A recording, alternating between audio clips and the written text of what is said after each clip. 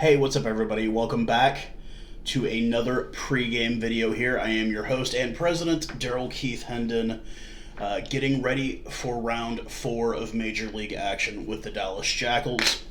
First off, just want to thank everybody who came out to our last live broadcast at the Londoner there in Addison. We will be live there again tomorrow. We will go live via the YouTube channel here. Hopefully, I will set up a link and leave everyone a link to watch that video. Thank you to all the people who have subscribed to this channel. That's why we'll be able to go live from location now via this channel. Once again, we have merch for sale. I'll leave the link underneath the video here. And thank you guys for your continued support. Had a really good opportunity this week to go on the Rugby Rant podcast, which is the podcast on the Rugby Network app. Absolutely nerve-wracking, but I think I did okay. You guys let me know. Go and check it out. It's already live. Let me know what you think.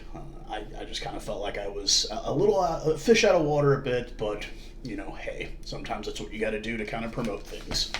So, as we always do in these videos, as I always do, I always start off with the most important thing, which is the weather report.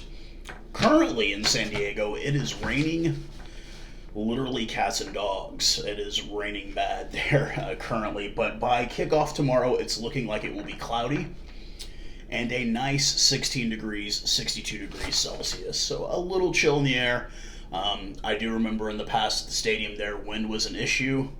I don't know if that's going to be a problem at Snapdragon Stadium. They have an absolutely beautiful stadium down there in San Diego. Very limited history, obviously, between these two sides. Last year, we went on the road there to San Diego and actually turned a pretty good game out of it. 37-29 final. I kind of remember the issue with that game being their bench. They had South African former Springbok Bjorn Basson off the bench there. I think he might have maybe even started. He was a winger. He had a great day. And like I said, it was one of our two really good games last year that we had, the other one being the Houston SaberCats game where it took over 80 minutes for them to beat us. And then we welcomed them into Choctaw Stadium, and it was a little bit of a different result, 53-14 the result of that one. But as we know, new year, new team with these Jackals. Doesn't really seem... We are 0-3, but it hasn't been, we haven't had any really major league teams just lopsided in major league scores.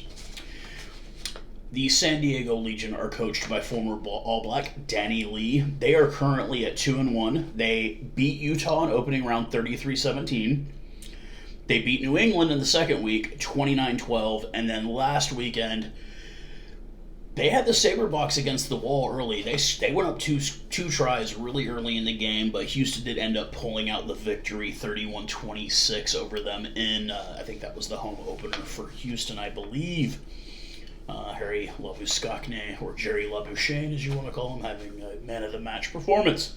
But let's go ahead and get started out with this lineup with the San Diego Legion.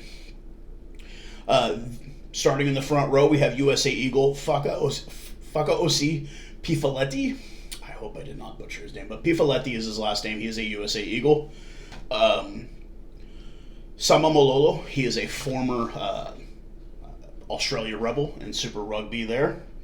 And Nathan Sylvia make up the front row. The locking combo is a brutal one here. We've got former Western Force Aussie-born Ben Grant and former All Black and former Gilgroni Isaac Ross, the veteran there at lock. Former Māori All Black and Highlander Dan Pryor and Christian Pudiven, who is Australian-born, will be the flankers, and they will be anchored by Ma'afu Afonga. He is a Tongan-born player. The 9-10 combo will include former Hurricane and Super Rugby down there in New Zealand, Richard Judd, and English-born USA Eagle Will Hooley at first 5/8 there at the fly half position. The wings are Thomas Aoki, who is a North Harbour player, former North Harbour player down there in New Zealand, and USA Eagle Ryan Matias will be the other wing. The centering combo is a big one. The vice captain and captain at number 12 multiple World Cup winner, 40 years of age, and not looking a bit at it at all. Ma'ononu. If you've been around the league, any of you know he's probably one of the bigger names that have played in this league, and he's been here for a number of years now. Even at 40, still out there doing it and still doing it well. His partner at center will be a USA Eagle and Marcel Brocky. He is the captain of the San Diego Legion side. And rounding it all out, another USA Eagle and Mikey Teo. A 6-2 split off the bench this week as we get Sean McNulty, Justice Sears-Duru, the Canadian international, and Chris Bauman, the USA Eagle, will be the front row replacements. Hale Railala, that's Fijian names are the worst, guys. He's a Fijian lock. And then we've got Tavita Tamalu, who is a USA Eagle. And then the final forward replacement is Malachi Latu. The back replacements are going to be Jason Higgins, a Canadian international, and South African-born Tion Lutz. That will be the San Diego Legion. Now to the Dallas Jackals starting front row. We've got Revel Pitt, Dewey Katsia, and Pablo Zeiss, the Argentinian international. Making his return, the combo that has been our bread and butter will be Sam Gola and the return of Lucas Burr. They are going to have their hands full at lock. The flankers, Geronimo Gomez-Vara, our multiple try scorer, and out of Atlanta, Georgia, Kennesaw State grad Jalen Tatum. And anchoring that forward pack will be Namibian international Adrian Boyson, who is absolutely having a great season. He has been on fire this year, to say the least. Nezarino Valentini and Adrian Carlsa makes his return to fly half after playing fullback for the first 3 rounds of this season.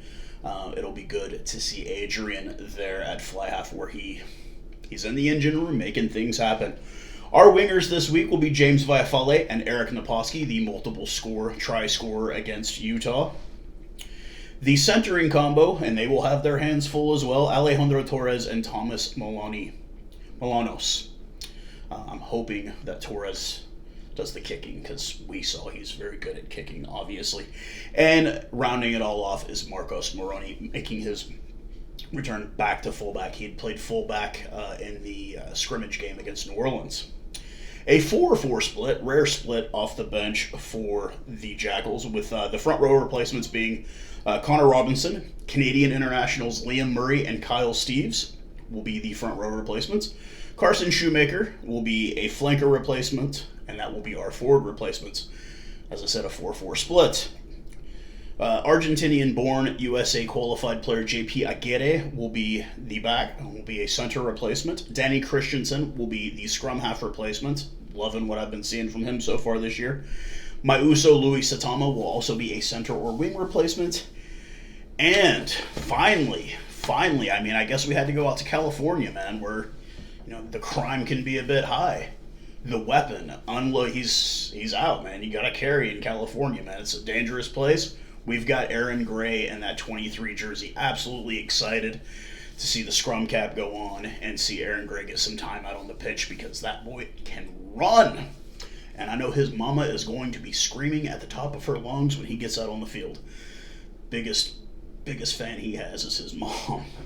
But let's just take a look at this in reality, folks. Obviously, San Diego, along with Houston and along with Seattle, are the top teams in this Western Conference. They are, doing the Rugby Rant podcast, I think I even personally believe that Seattle has probably been the best team we've seen so far, just most complete team. The other guy said it was Houston. San Diego is kind of right up in that same category. They have a very, very solid squad from top to bottom.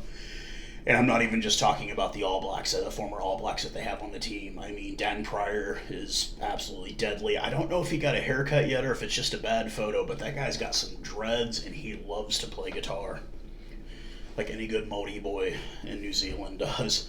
But this should be another test once again. I mean, I'm really, really happy personally to see so many USA Eagles playing in this league. I wish we'd get a couple on our team as well. Only time will tell if that will happen. And, I mean, honestly, we could be, it could be any week that we get our first win. This one, I'd like us just to keep it fair. I'd like us to come within 5 to 8 points. If we get the win, great. If we don't, let's keep them honest. Let's keep it within 5 to 8 points. It's going to be tough early. We've really suffered really early on with outside defense. And once that's exposed, they attack and attack and attack that. And we're gonna have to slow it down at some point. We can't we've got to be the first team to score at some point. And I think when that happens, that's when you're going to see a change of pace for the team. This giving up these early outside scores, we're just not going to win it doing that. But hopefully these boys, they're practicing, they're getting better at defense, especially in our backs. Our forward pack can go with anybody in the league.